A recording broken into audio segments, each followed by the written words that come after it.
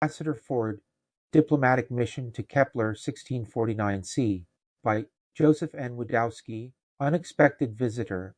A week had passed since his first audience with the child emperor.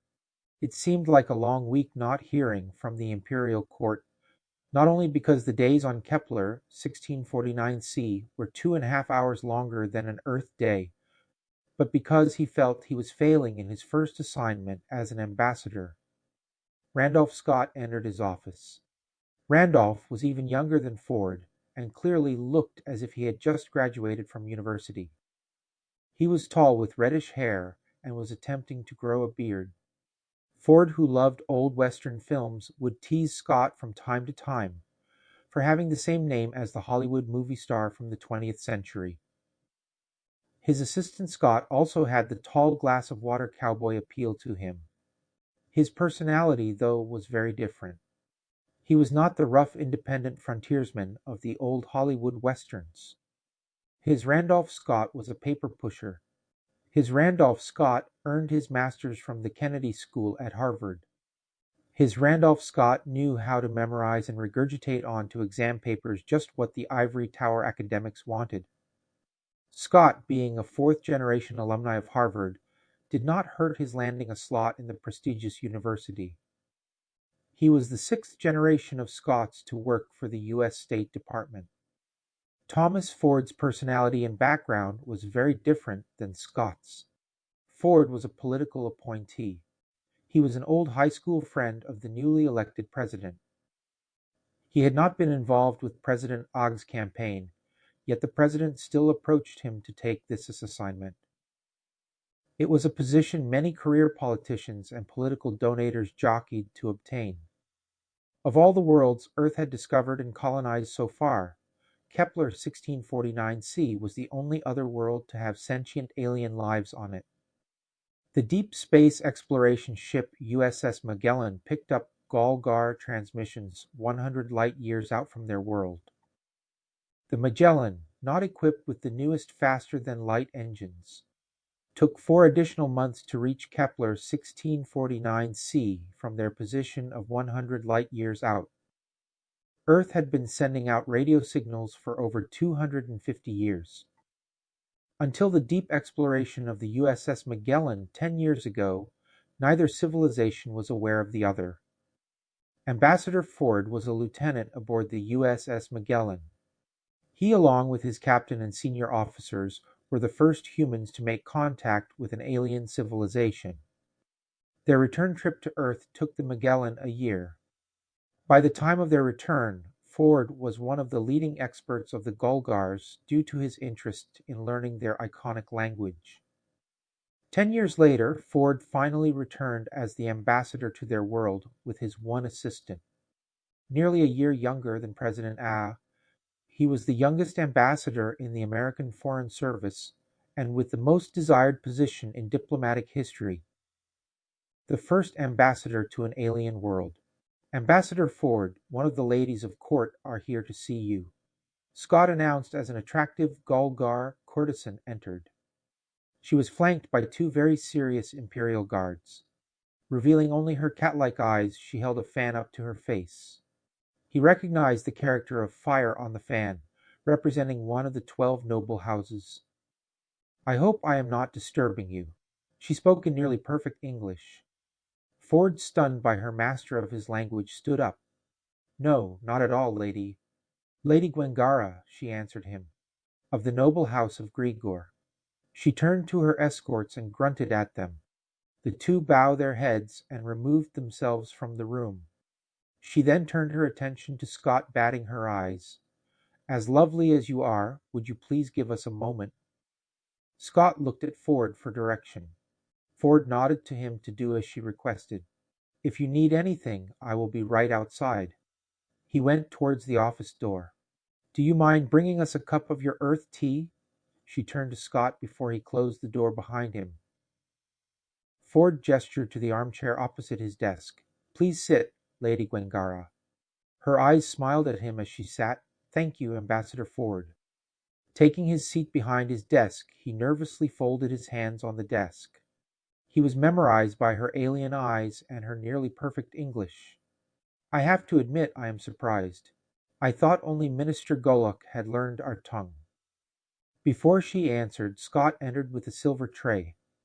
Upon the tray were two teacups with saucers, a pot of hot black and grey Earl tea, a small pitcher of milk, and a bowl of sugar. Scott placed the tray on the desk and began to pick up the pot to pour the tea. Lady Gwengarra raised her freed hand, signaling to him to stop pouring. "Thank you. That will be all." A bit set back by her gesture, Scott unceremoniously placed the pot back down on the tray and left the room. Lady Gwengarra did not continue until Scott had solidly closed the door shut. She turned her attention to Ford. Still holding the fan up to her face, she asked, "Would you mind?" glancing from him to the teapot. Ford stood in order to pour a cup of tea for her. "Sugar and milk?" he asked. Looking up at him from behind her fan, "I have never had earth tea. What do you suggest?" "If you like sweet, 1 cube of sugar and some milk." She closed and opened her eyes in agreement. He placed the tea before her. After making his own cup of tea, he sat across from her. She raised the cup behind her fan, not allowing him to see her full face. Her eyes widened in delight as she tasted the cup of English-style tea. "Amazing. I am glad you like it." "It is very stimulating," she replied. "It has a bit of caffeine. If you like it, you would love coffee." "Ah, coffee!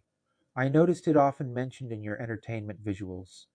She answered, "We do not have any of this caffeine in our foods or drinks." "Most stimulating." She drank some more before placing her half-empty cup before her. "You have watched our videos?" he questioned her. "Yes, yes, indeed.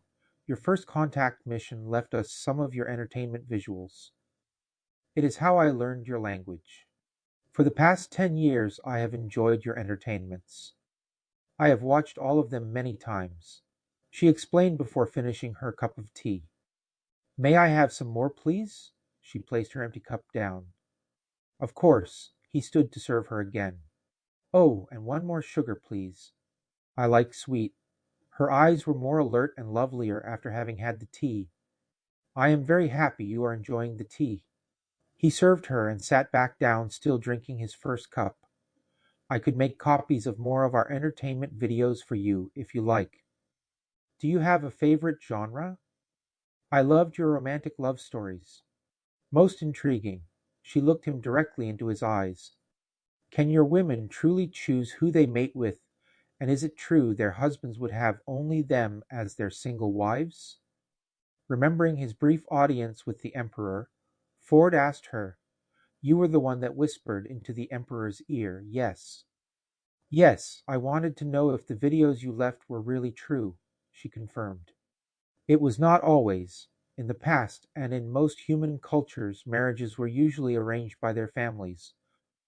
In some very few cultures they presently still do." "And only one wife per man?" she asked again. "Yes, it is the most common way. Yet that too in our past was not always the case. In Western societies it has been the way of only one man and one woman for nearly 3,000 years or more." "Most intriguing," she responded, "and so very romantic." "It has not always been romantic," he added. "How is that?" she asked, before finishing her second cup of sweetened tea. "There was a period in our recent past that marriage was breaking down as an institution. Divorce was ending the majority of those few coupled that did marry." "And," she inquired, lowering her fan slightly from her face, but still not revealing much, "we learned that solid, stable marriages were the best options for our children," he explained to her. "In our past, children were the sole reason for marriage. With lifelong marriages, women would always know who the father of their children were, and for him to be responsible for them. We also learned that children in a loving home with both parents flourished the best." Lowering her fan a tad more, she asked him, "Why have you never married, Ambassador Ford?" A little flustered by her personal question, he answered, "I want my first marriage to be my last. My parents divorced when I was a young adult.